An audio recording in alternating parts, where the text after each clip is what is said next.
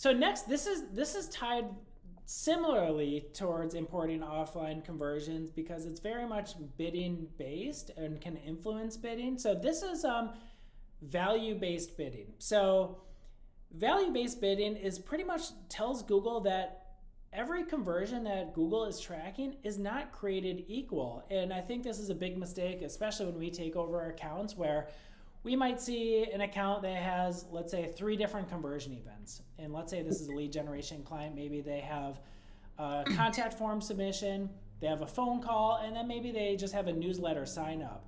Now, you want to let Google know that each of those actions should be weighted differently. For example, someone who's like, oh, you have a cool site and kind of interested, sign me up for your monthly newsletter, is not the same value as someone who's saying, I'm interested, I'm ready to buy, I'm calling you right now, let's get something, let's get a partnership going. So the whole premise behind this is just to place appropriate values to this. So yeah, maybe Ashley, is there anything I'm missing on value-based bidding, or how do you usually use it for some of the clients that you oversee?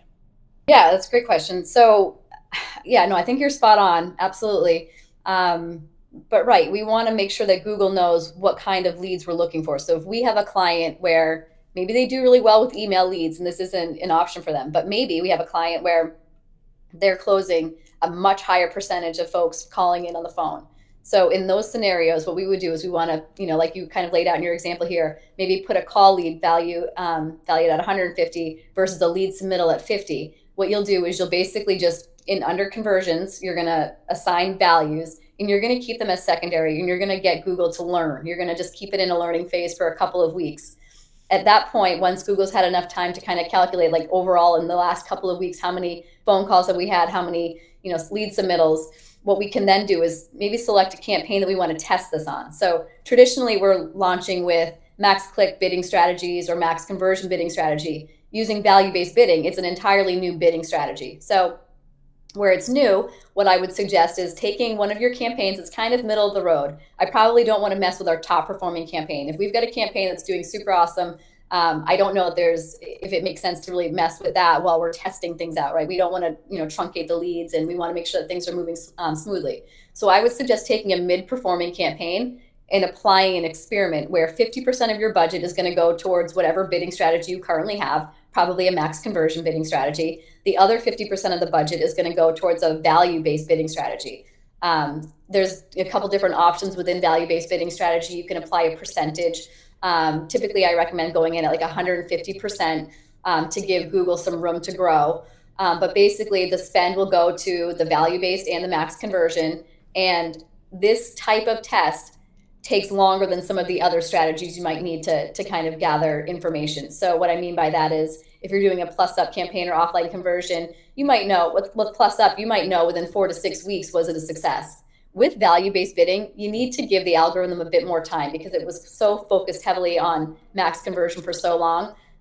Typically within 2 to 3 months, I've seen clients do extremely well. I've seen call volume go up 20 to 30% over that time period, where historically maybe they would get such a small fraction of phone calls. With the value-based bidding strategy test, I have seen it go up 20 to 30%, but it takes time. It took about 2 to 3 months to get to a point where we were happy with that. And it took some, pulling of levers on the sides of kind of loosening some of the tactics with the strategy. But yeah, this is a great bidding strategy. It can work. Give it time. Awesome. Yeah, thanks so much for sharing. Super helpful. So really, I got out of that. It's actually kind of easy to set up with an experiment. And I love your approach where you don't just go all in. You say, hey, let's run an experiment. And part of the traffic is going to get the legacy bidding, and then part of it will get the new. And then in the experiment feature in Google, the data is right there. I'll let you know what's working and what's not. Yeah, it's pretty low risk, right? Because you're taking one campaign, 50% of the budget, and you're still able to get the strong conversion with max conversion if that's where it will be. But I've seen good success. Awesome. And then just a last point on this is you always have to think of what is Google optimizing towards, and Google will generally go for whatever is easiest for Google. So in this case, if all of these values were equal, let's say newsletter sign up versus a call, Google's just going to get the newsletter signups all day because it's easy for it, and it'll think it's doing really well. So you just need to set up the appropriate value and then set up a return on ad spend. So Ashley, super appreciate you going through this one.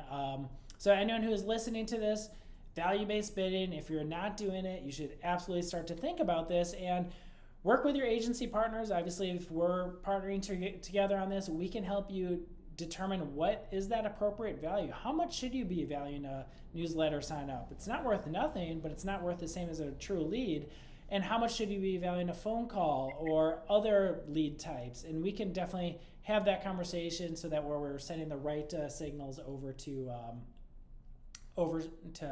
Google.